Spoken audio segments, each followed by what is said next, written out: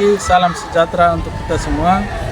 Romo Ketua Sekolah Tinggi Katolik Santo Yakobus Merauke yang saya hormati, Bapak Ibu dosen penguji UKIN yang saya hormati, perkenalkan saya Leonardus Benedictus Belawalein, Guru Pendidikan Agama Katolik dan Budi Pekerti pada SMP Negeri 1 Demon Pagong, Kecamatan Demon Pagong, Kabupaten Flores Timur, Provinsi Nusa Tenggara Timur. Saat ini saya tercatat sebagai mahasiswa program studi pendidikan profesi guru pada Sekolah Tinggi Katolik Santo Yakobus Merauke dengan nomor induk mahasiswa 25869050990. Sebentar lagi akan ditayangkan video pembelajaran sebagai salah satu syarat ujian kinerja. Materi yang saya bawakan dalam video ini adalah sakramen imamat atau sakramen tabisan pada jenjang kelas 9. Selamat menyaksikan. Pagi. Siap umat. Selamat pagi, Pak. Selamat pagi semua. Sehat-sehat ya? Siap. Sebelum memulai pelajaran, mari kita berdoa dulu. Marilah kita berdoa dalam nama Bapa, puji dan syukur kami haturkan kehadirat-Mu atas kasih dan perlindungan-Mu hingga kami dapat berkumpul lagi di tempat ini untuk memulai pembelajaran kami pada hari ini. Jagalah dan lindungilah kami agar pembelajaran kami pada hari ini dapat berjalan dengan lancar sesuai dengan kehendak-Mu. Nama ya Tuhan kami puji kini dan sepanjang masa. Amin. Dalam nama Bapa, Amin. Baik, terima kasih. Amin. Silakan duduk semua. Terima kasih.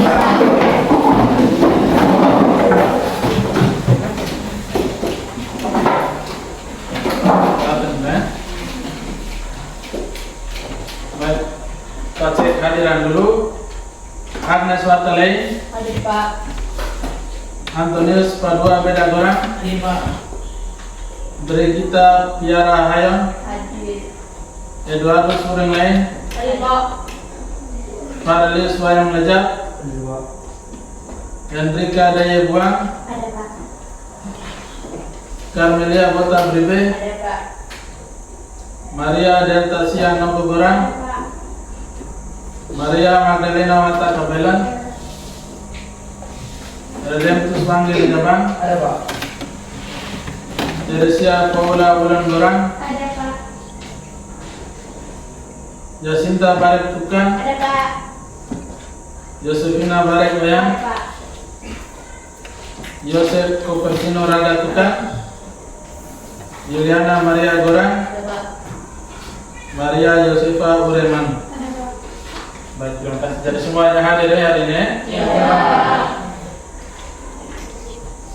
Saya mau coba kamu punya kesiapan dan semangat untuk ikut pelajaran hari ini. Jadi mari kita semua berdiri untuk kita yel-yel sedikit dulu. Ya Pak. Ya Pak. Selamat pagi. Selamat pagi. Pagi luar biasa.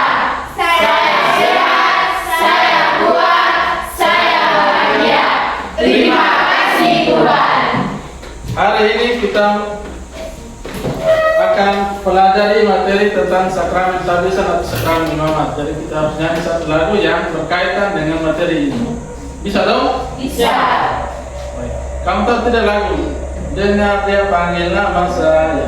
Tahu. Ayo, kita nyanyi rame-rame. 1, 2, 3.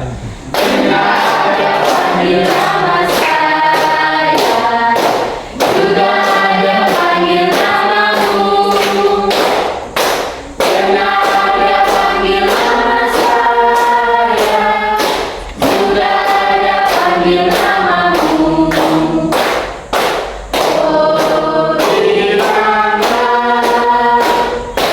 oh di mana, Yesus sangat cinta.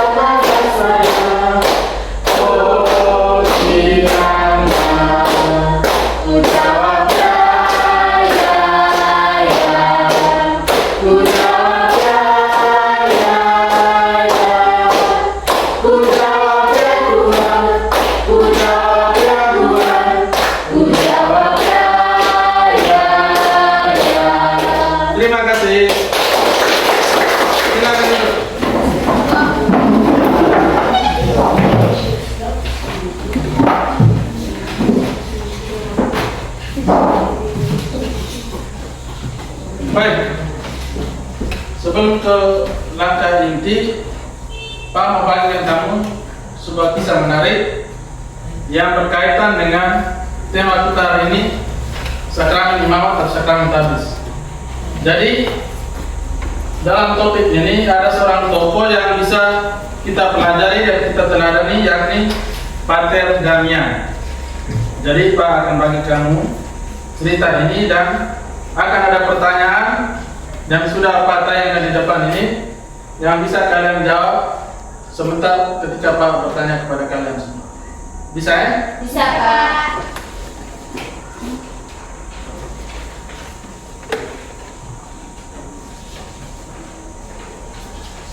Tolong berdoa punya.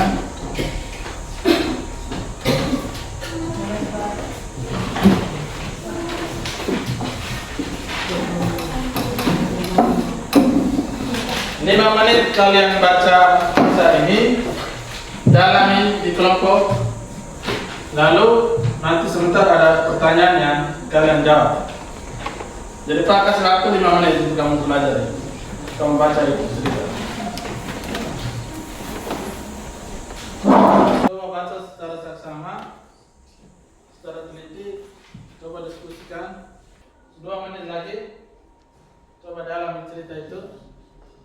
Pertanyaan yang pertama, apa kesan kalian terhadap karya-karya Pater Damian? Jadi dalam cerita tadi ada karya-karya Pater Damian yang ditonjolkan dalam cerita tersebut.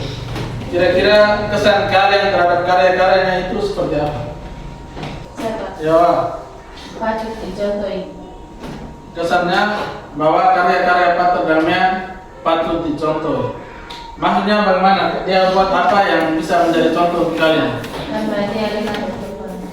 Dia rela berkorban. Baik, yang lain? Lebih peduli terhadap orang yang membutuhkan, tidak tekun berkorban demi kebaikan, dan tetap setia menjalankan tugas dengan kasih dan ketulusan.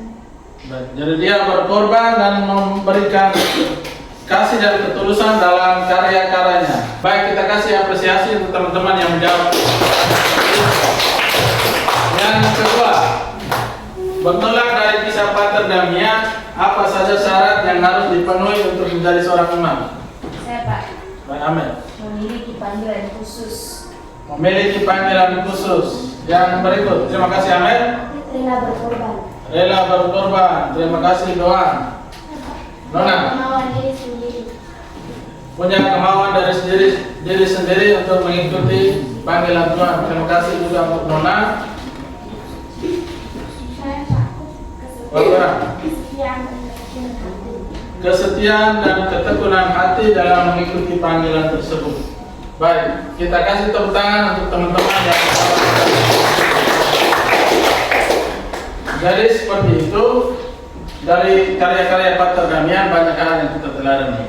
Rela berkorban, mau bergaul dengan siapa saja, terutama orang-orang yang disingkirkan di lingkungan hidup kita, seperti Pater Damian yang bergaul dengan orang-orang kusta. Lalu punya pengorbanan. Ketika dia tiba di tempat misinya, dia langsung berkarya tanpa takut bahwa dia akan terjangkit penyakit-penyakit yang menular tersebut. Baik, terima kasih sekali lagi untuk jawaban-jawaban yang kalian berikan terkait dengan cerita tentang Pater Damian. Lalu untuk tujuan pembelajaran kita hari ini, pada akhir pelajaran peserta didik diharapkan mampu untuk yang pertama apa? Baca rame-rame. Menjelaskan makna sakramen Muhammad. Yang kedua, Menguraikan tingkatan-tingkatan dalam sakramen Muhammad. yang ketiga, Memaparkan atau merincikan syarat-syarat menjadi seorang imam. yang keempat, Menyebutkan tugas-tugas pokok seorang imam. yang kelima. Menyusun doa bagi para imam. Jadi ada 5 tujuan pembelajaran yang menjadi inti pembelajaran kita pada hari ini. Jadi ini 5 inti yang kita pelajari hari ini sudah kamu bacakan dan akan kita berproses sama-sama dalam kegiatan ini nanti sampai dengan. Selanjutnya, Pak akan membagikan kamu lembaran kerja yang akan kalian jawab sesuai dengan kelompok yang sudah Pak bagikan. Di dalam LKPD ini sudah ada pertanyaan-pertanyaan yang nantinya kalian selesaikan di dalam kelompok. Setelah selesai, masing-masing kelompok akan mempresentasikan hasil diskusi kelompoknya kepada kita semua. Jadi kita semua wajib menghargai dan mendengarkan teman-teman yang nantinya sebentar akan mempresentasikan hasil diskusi mereka. Bisa toh? Bisa, Pak. Baik. Ini kelompok 1 punya, kelompok 2, ini kelompok 3. Baik, jadi nanti di kelompok kalian harus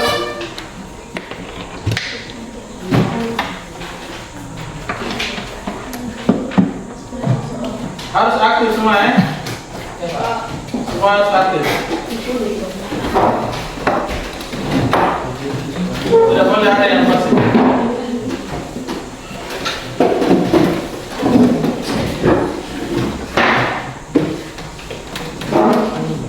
Untuk waktu diskusinya 20 menit. Nanti 10 menitnya masing-masing kelompok mempresentasikan.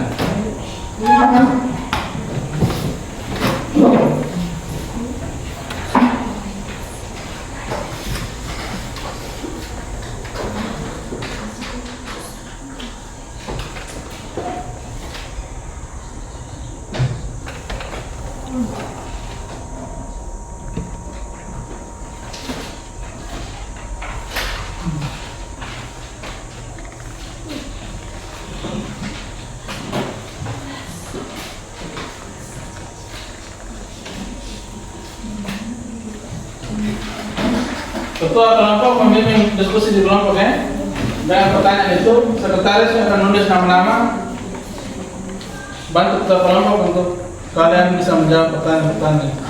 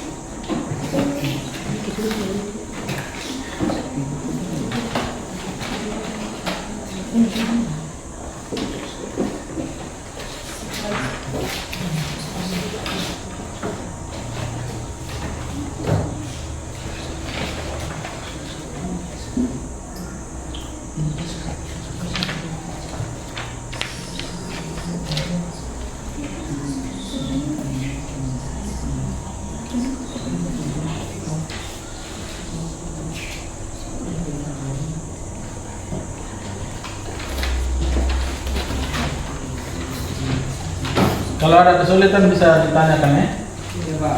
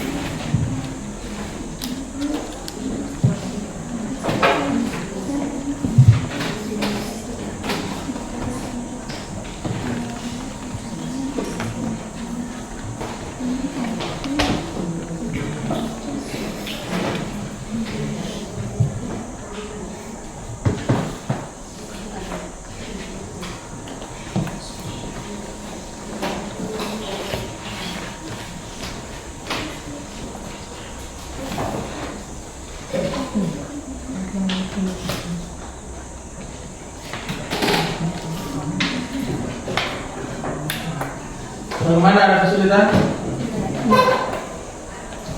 Ada yang sudah selesai kan?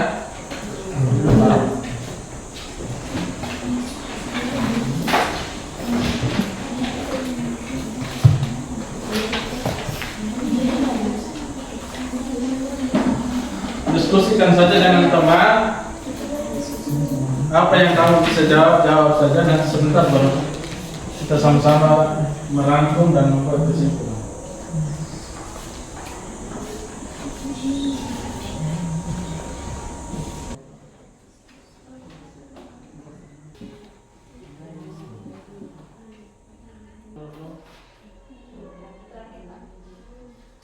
Kelompok 3.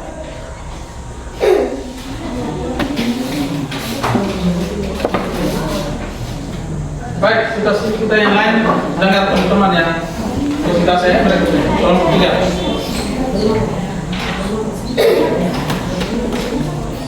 Dari waktu dan kesempatan time mereka. Selamat pagi Pak, selamat pagi teman-teman.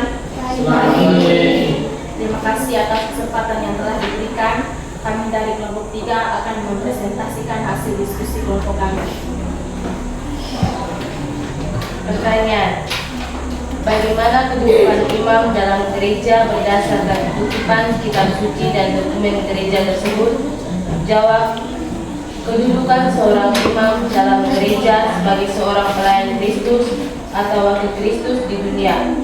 Imam juga bertindak atas nama Kristus sebagai kepala gembala dan pelayanan umat. Nomor 2. Apa tugas seorang imam berdasarkan kutipan kitab suci dan dokumen gereja tersebut? Jawab: memimpin ekaristi, mengajarkan dan mewartakan sabda Allah, mengampuni dosa dalam sakramen tobat.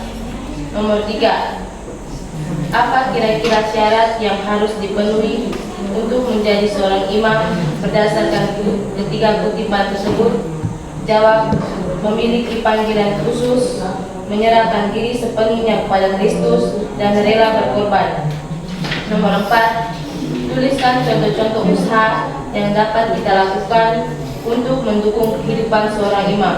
Jawab: mendoakan para imam agar tetap setia pada panggilannya, membantu kegiatan gereja dan pelayanan paroki, menghormati dan mendengarkan nasihat imam. Sekian presentasi dari kami, dan tidak ada tanggapan, kami persilakan. Baik, kita kasih apresiasi untuk kelompok 3 dulu. Selamat pagi Pak, selamat pagi teman-teman. Selamat pagi. Kami dari kelompok 1 ingin mempresentasikan hasil diskusi kami. Nomor 1. Bagaimana kedudukan imam dalam gereja berdasarkan kutipan kitab suci dan dokumen gereja tersebut? Jawab: kedudukan imam dalam gereja berdasarkan kutipan data di atas. Imam sebagai utusan dari Kristus memiliki tugas untuk melayani dan memimpin umat dalam perayaan ekaristi serta sebagai perantara umat untuk mengakui dosanya kepada. 2. Apa tugas seorang imam berdasarkan kitab suci dan dokumen gereja tersebut? Tugas seorang imam adalah dalam gereja adalah melayani umat Allah dan mewartakan kerajaan Allah dengan menjadi guru. Berdasarkan jawaban-jawaban kamu punya, Pak ingin buat penegasan ini. Yang pertama, panggilan hidup selibat merupakan panggilan hidup yang khas. Mereka memberikan hidup dan dirinya secara total kepada Tuhan untuk menjadi partnernya dalam mewartakan kerajaan Allah. Setelah mempelajari topik sakramen imamat dan sakramen tabisan hari ini, kira-kira apa yang kalian petik dari pelajaran hari ini? Baik, Amin. Kita dapat mempelajari lebih dalam mengenai sakramen imamat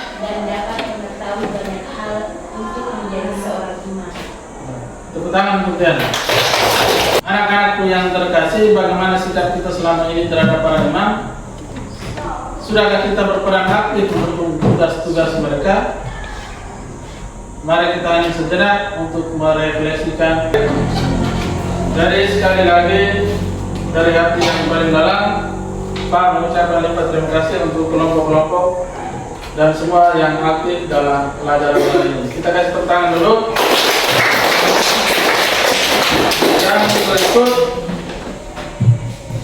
untuk tugas rumah, Pak minta kalian menyusun sebuah doa yang isinya tentang mendukung kehidupan para imam. Lalu untuk minggu depan, topik yang akan kita pelajari itu tentang membangun masa depan. Baik, sekian saja pelajaran hari ini. Mari kita tutup pelajaran hari ini dengan doa. Yang Bapa dan Putra dan Roh Kudus. Amin. Yang ada Bapa dalam surga, puji dan syukur kami pada Tuhan kehadiratmu, karena Engkau telah mendukung dan menjaga kami hingga les agama ini selesai. Kami mohon ya Tuhan, terangilah akal budi kami dengan Roh Kudus-Mu, agar di pembelajaran berikutnya kami dapat dipermudah dengan setiap materi.